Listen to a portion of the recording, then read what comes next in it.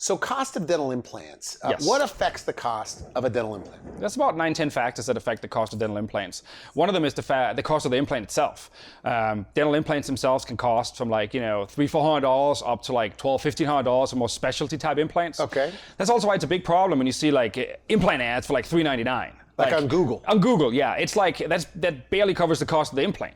So that's one of the things that makes me worry, because if they're not upfront about the cost of this, because it's really only paying for just the implant itself, not the surgery, what else are they not upfront about? What else are they going to So it's misleading to just quote the implant cost. Exactly. That's interesting. Yeah, that's misleading, and it makes me worried about what else are they hiding and not telling you about this. Okay.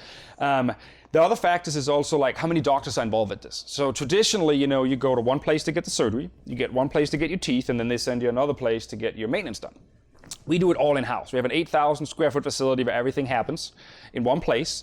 I'll do the surgery for you. Me and my lab tech make sure new teeth that go in, and then my hygienist maintain this for you.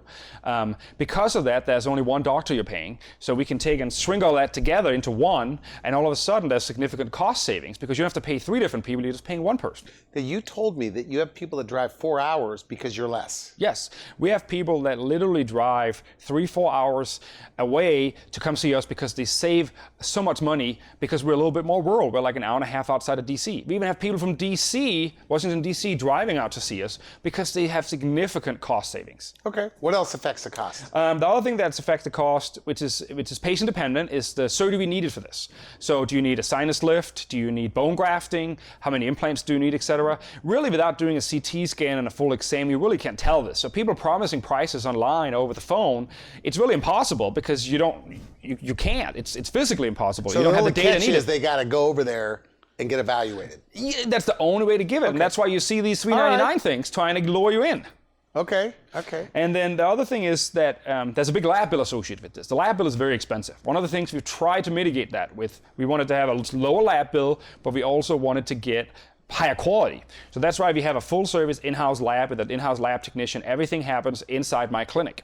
That way I can control the materials used. So it's not like cheap, materials from overseas. Like my implant company is made in the US, my porcelain teeth, the material itself is made in the US.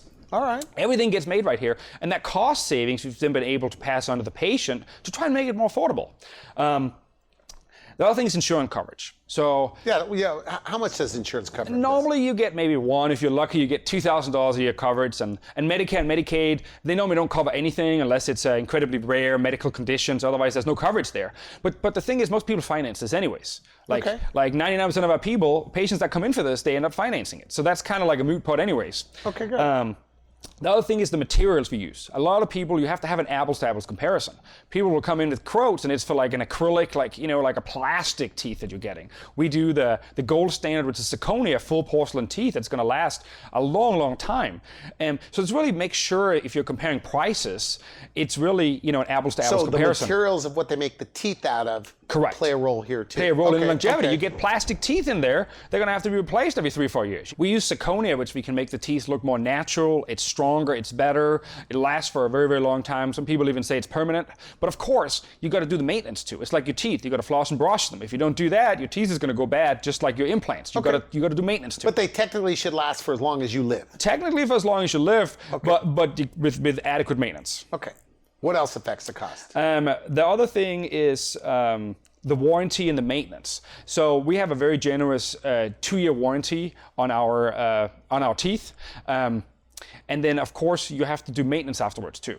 That's very important that you get the correct maintenance to minimize the chance of you having issues. Okay, good. And then we talked about apples-to-apples comparison before. A lot of times people come in and they've gotten a quote for implants, and we look at it, and it's really for snap-in, snap-out teeth. And that's not really what they want. They want teeth to stay in, but they don't realize that because they just say implant and teeth. But that's when you start looking at the quote, that's not really what they're getting quoted for. You got to make sure you get an apples-to-apples comparison, because teeth that don't come out. Teeth that don't come out, fixed teeth, that's what you really want, and that's what you want to make sure that's what you're getting quoted for. Okay, good. And then the other thing is also like the experience and training. So you want to make sure that this gets done right. So you're going to have a high success rate, and you're going to have this for a very, very long time. And that's one of the things that plays in too. We talked about the lab before. If you go to a guy like me that has a full service in-house lab, that's a very large investment and it takes a lot of training. If you have somebody like that's a testament that you're going to somebody that's very experienced. It shows that they're serious about it. Serious about it. Otherwise, now there's you're like not the going to be able to have that. American Board of Implant Dentistry. You're boarded by that. Is that correct? That's correct. And you say you're traveling all over the country. Yeah, I've traveled all over the country. I've been to South America. I've been to Europe. Is there that much to this? Absolutely. So the thing is, I try to learn from the best of the best. Okay. The number one best-selling textbook on bone grafting is, believe it or not, actually from a guy from Hungary.